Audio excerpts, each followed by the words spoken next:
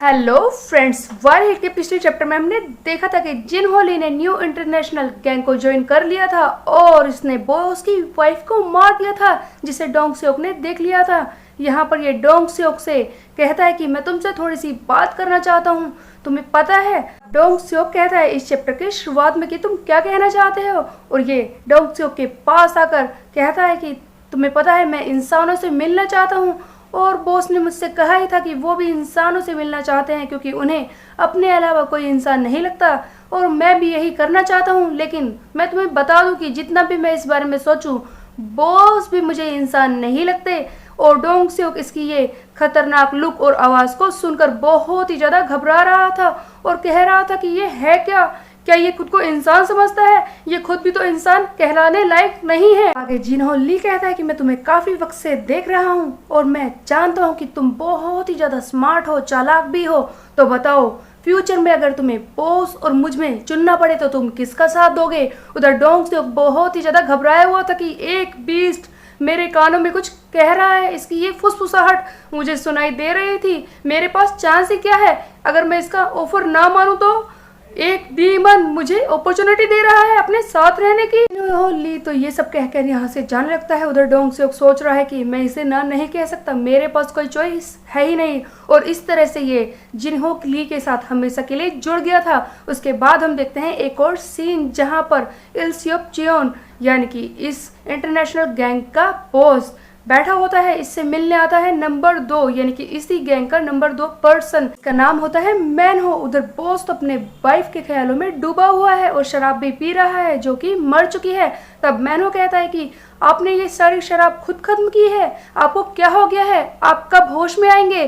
कब ये सारी चीजें भूलेंगे और कब अपने बिखरे हुए गैंग को इकट्ठा करेंगे? उस जिनहो ली का कुछ करते क्यों नहीं? तब बॉस कहते हैं कि क्या उसने कुछ किया है? तब मैनो चिल्लाता है कि आपको समझ नहीं आ रहा, इतने दिनों में उसने कई सारी पावर गेन कर ली है, वो काफी फेमस हो गया है इस ऑर्गेनाइजेशन में। तब इल सियोक चियोन कहता है कि ये तो जाहिर सी बात है, मैंने उसे पावर दी है और वो सब कुछ अच्छे से संभाल भी रहा है, वो गाय काफी स्मार्ट है। तब मैनो चिल्लाता है फिर से, सीरियसली बॉस आप ये क्या कह रहे हैं? कुछ लोग तो ये भी कह रहे हैं कि हमारे गैंग का बॉस वही है, कोई आपको जानता भी नहीं उन लोगों में से, और पता नहीं वो क्या करने की कोशिश कर रहा है, आप इस बारे में सीरियस है भी या नहीं? तब बॉस कहते हैं कि जिनहो इस तरह का गाय नहीं है। जब मेरी वाइफ योंग को चोट लगी थी तब उसी ने उन सारी गैंग को खुद मारा था और बदला भी लिया था। तब मैनो फिर से चिल्लाता है कि बॉस आप समझते क्यों नहीं? आपकी वाइफ के मरने में भी बहुत ही फिशी बात मुझे लगती है, ऐसा लगता है कि कुछ अजीब है। नेमन गैंग हो सकता है कि वो उस वक्त आउट ऑफ कंट्रोल थी, लेकिन उन लोगों की इतनी हिम्मत हो ही नहीं सकती कि वो सीधे आपकी वाइफ पर हाथ डाल दे, उसे मारने की कोशिश करे। कुछ ना कुछ तो गड़बड़ जरूर है। तब बॉस कहते हैं कि उस दिन तुम कहाँ पर थे? जिस पर मैनो चिल्लाता है कि आप ये क्या कह रहे हैं? आप मुझ पर शक कर रहे हैं? आप अच्छी तरह से जानते हैं कि मैं कहाँ पर था, लेकिन पॉइंट ये नहीं है, आप उसके बारे में कुछ करते क्यों नहीं? और वो जीनन गैंग वो उसे भी मारने की कोशिश कर रहा है और ये भी कह रहा है कि ये सारे ऑर्डर्स आपने दिए हैं। जिस पर बॉस हैरान हो जाते हैं और कहते हैं कि क्या मैं उन्हें मारने का ऑर्डर क्यों दूंगा? वैसे भी वो तो हमारे भाइयों की तरह है। तब ये मैनू कहता है कि सर उस जिन्हो के बारे में जरूर कुछ ना कुछ गड़बड़ है। तो मुझसे कहा कि वो वही कर रहा है जो आपने उससे करने के लिए कहा है, और जबकि आप कह रहे हैं कि आपने ऐसा कुछ नहीं कहा है, तो जरूर वो कुछ ना कुछ गलत ही कर रहा है। उधर हम देखते हैं कि ये जिनहो ली अपने आप की ही सारी जगह चला रहा है, खुद ही बॉस बनकर सारे गैंग्स को खत्म करते जा रहा है, इसे इंसानों को मारने का शौक चढ़ा है। और उधर हम देखते हैं कि डोंग सियोक भी इसका साथी बन चुका है। तभी नेक्स्ट सीन में हम देखते हैं कि मैनहो वहां पर आ जाता है और कहता है कि जिनहो तुम क्या कर रहे हो? तुमने क्या सोचा है? तुम ये कह रहे हो कि बॉस ने ऐसा कहा? बॉस ने ऐसा कुछ भी नहीं कहा है। जीनन गैंग ये तो हमारे भाइयों की तरह थे और बॉस इनके ऊपर अटैक करने के लिए कह ही नहीं सकते, और तुमने मिस्टर ना को ऐसे मार दिया है। जल्दी करो, इन्हें हॉस्पिटल लेकर जाओ, इनकी हालत खराब है, ये मर जाएंगे। तुम क्या कर रहे हो? और तुम्हें मेरे साथ बॉस के सामने चलना होगा, उनके कुछ सवालों के जवाब तुम्हें देने होंगे, समझे? तुम क्या कर रहे हो? इसी बीच में हम देखते हैं कि जिनहो ली इसे भी जोर से चाकू मार देता है, जिस पर ये बहुत ही ज्यादा हैरान हो जाता है। और मैनहो तभी मन में सोचता है कि ये जरूर कुछ ना कुछ तो गड़बड़ कर रहा है। तब जिनहो ली कहता है कि ओ बॉस को मुझसे सवालों के जवाब चाहिए, तो ठीक है मैं कह दूंगा कि जिनन गैंग को खत्म करते वक्त उन्हीं लोगों ने तुम्हें मार दिया। तुम क्या सोचते हो इस बारे में? वैसे भी तुम बहुत ही बड़ी परेशानी बन गए थे मेरे लिए, और तुम्हें इस तरह से हटाना मेरे लिए सूटेबल होगा, समझे। उधर मैनहो मन में सोच रहा है कि ये आदमी इंसान तो नहीं हो सकता, ये जरूर बहुत ही बुरा करने वाला है और बॉस भी खतरे में है, ये आदमी एक मॉन्स्टर है। मेरे ये सारे आदमी जो पीछे खड़े हैं इसके, क्या ये इसके साथ मिल गए, ये कुछ भी क्यों नहीं कर रहे, ऐसा कैसे हो सकता है। बॉस आपने इस डीमन को कैसे अपने साथ मिला लिया, ये कहते ही मैनहो वहां पर मर जाता है।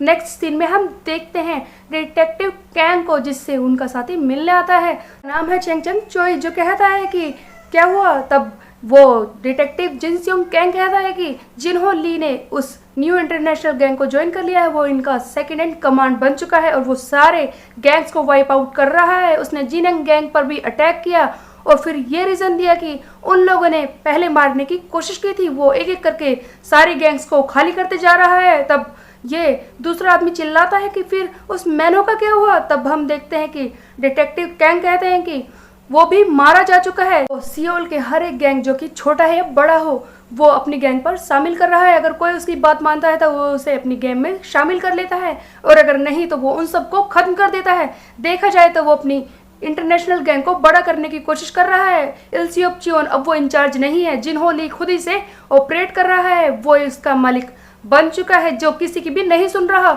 वो लोगों को लगातार मार रहा है, सारी गैंग्स को खत्म कर रहा है। जिस पर हम देखते हैं कि डिटेक्टिव कैंग का साथी कहता है कि सर फिर हम क्या कर रहे हैं, ये सारी बातें जानते हुए भी ऐसे बैठे कैसे रह सकते हैं। मैं जानता हूँ कि वो सारे गैंग्स हैं, फिर भी ऐसा कैसे हो सकता है। तब हम देखते हैं कि डिटेक्टिव कैंग कहते हैं कि हम कुछ भी नहीं कर सकते, जबकि हम कुछ जानते हैं। कमिश्नर जनरल उन्होंने इल्सियोप चोन से बहुत सारी ब्राइब्स ली हैं और वो उनके साथी भी बन चुके हैं। वो इल्सियोप चोन तो उन्हें दोस्त भी कहता है। तो तुम ही बताओ कि हम उन लोगों के खिलाफ क्या कुछ कर सकते हैं। अगर हम ऐसा करेंगे तो हमारा डिपार्टमेंट भी परेशानी में आ जाएगा। वैसे भी हम जैसे छोटे मोटे डिटेक्टिव इसका कर ही क्या सकते हैं। तब सर आप ये कह रहे हैं कि हम उस जिन्होली का कुछ नहीं करेंगे।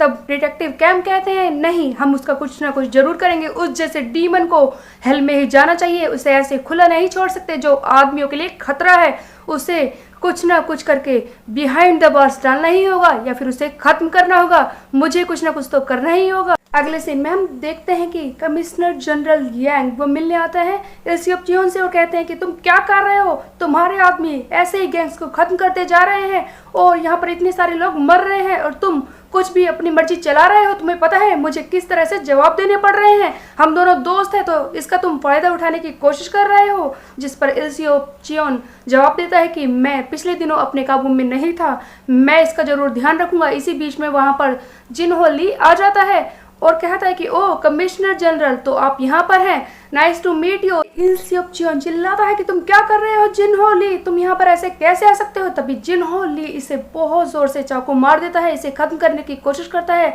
इल्सियोप फिर से कहता है कि तुमने ये कैसे कर दिया, तुम मुझे ऐसे धोखा कैसे दे सकते हो। तब जिन्हो ली कहता है कि बॉस आपने ही तो कहा था कि आप ह्यूमंस को ढूंढना चाहते हैं और मुझे इस बारे में ज़्यादा सोचने की ज़रूरत नहीं है। मैंने इस बारे में काफ़ी दिनों तक देखा और सारे आसपास के लोगों को देखने के बाद और खुद आपको देखने के बाद भी मुझे ऐसा फील हुआ कि आप इंसान नहीं है, इसीलिए आपको जिंदा रहने का हक नहीं है। और ये अपने इस बॉस को भी मार देता है और ये कमिश्नर जनरल यांग ये सारी चीजें अपनी आंखों से देख रहे थे। तब यांग चिल्लाता है कि तुम ये क्या कर रहे हो, मेरी आंखों के सामने इसे कैसे मार सकते हो। तब जिन्हो ली कहता है कि ओ आपसे मिलकर बहुत ही ज्यादा खुशी हुई, मैं हूँ जिन्हो ली, इस गैंग का न्यू बॉस। तब कमिश्नर जनरल बैठ जाते हैं और इसके साथ ही जिन्हो ली के साथ ही इस मैस को साफ करने की कोशिश करते हैं। तो बेसिकली ये उस अपने पुराने बॉस इल्सियोप चियोन की बॉडी को बैग में भरकर बाहर निकालने की कोशिश करते हैं। डोंग सेओ कहता है कि आप कमिश्नर जनरल के सामने ऐसा कैसे कर सकते हैं बॉस, फिर भी उसे बाहर निकाल दिया जाता है। जिन्हो ली कहता है कमिश्नर जनरल यांग से कि मैं आप लोगों की दोस्ती के बारे में जानता हूँ इल्सियोप चियोन, और आप काफ़ी अच्छे दोस्त हैं और आपने उनसे काफ़ी सारी ब्राइब्स भी ली हैं, ये बात भी मैं जानता हूँ, इसका रिकॉर्ड मेरे पास है और मैं ये चाहता हूँ कि आप भी मेरे लिए ऐसे ही काम करें। तब कमिश्नर जनरल कहता है कि तो तुम मुझे धमकाने की कोशिश कर रहे हो क्योंकि मैं उस इल्सियोप का दोस्त हूँ, हाँ। तब जिन्हो ली कहता है कि नहीं ऐसा कुछ भी नहीं है, आप गुस्सा मत हो जाइए क्योंकि मैं तो बस आपके साथ काम करना चाहता हूँ। तो मैं आपसे आज मिलने के लिए इसलिए आया हूँ क्योंकि मुझे आपसे एक फेवर चाहिए। मुझे ड्रग कार्टेल के लीडर यानी कि डैनियल स्मिथ से मिलना है। बस यही एक फेवर आप मुझ पर कर दीजिए। आप उसकी मीटिंग मुझसे करवा देते हैं तो मैं आपको यकीन दिलाता हूँ कि आप मेरी नज़रों से बाहर रहेंगे और आपको आपके पैसे मिलते रहेंगे, लगातार मिलते रहेंगे। अगले सीन में हम देखते हैं कि जिन होली अपने घर जाता है तभी वहाँ पर डिटेक्टिव कैंग पहले ही बैठे होते हैं, जिसे देखकर जिन होली कहता है कि आपके पास वारंट है यहाँ पर आने का। तब डिटेक्टिव कहते हैं कि मैं बिना वारंट के भी यहाँ से आ सकता हूँ क्योंकि तुम तो मुझे काफ़ी सालों से जानते हो। तब जिन होली कहता है कि आप क्या करना चाहते हैं, जिस पर डिटेक्टिव बात करना शुरू करते हैं और कहते हैं कि मैं तो बस यहाँ पर ऐसे ही आ गया था। मैं एक स्टोरी सुनाता हूँ, एक बॉय जिसके पेरेंट्स जलकर मर गए थे जब वो एलिमेंट्री स्कूल में था। मैं जानता हूँ कि तुम समझ गए होगे कि मैं किसके बारे में बात कर रहा हूँ। तुम चाहते हो कि मैं आगे बताऊँ, तो बताओ जिन होली, तुमने अपने पेरेंट्स को क्यों मारा?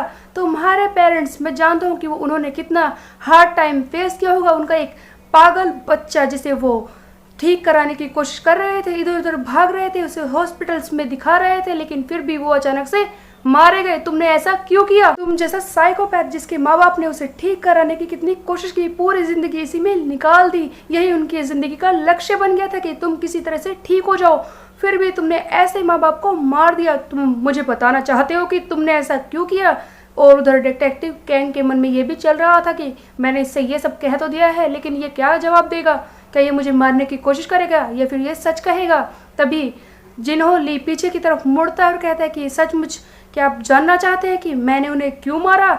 और इसकी आंखों में से आंसू आ रहे थे। पहली बार जिन होली को रोते हुए दिखाया जाता है, तो क्या सचमुच इसे गिल्ट था या फिर ये भी एक साइको वाले आंसू हैं जो जानबूझकर ये बहा रहा था? इसका जवाब मिलेगा नेक्स्ट चैप्टर में। तब तक के लिए मेरे चैनल को सब्सक्राइब कर ले, बेल के आइकन को कर दे प्रेस। मिलते हैं, बाय बाय।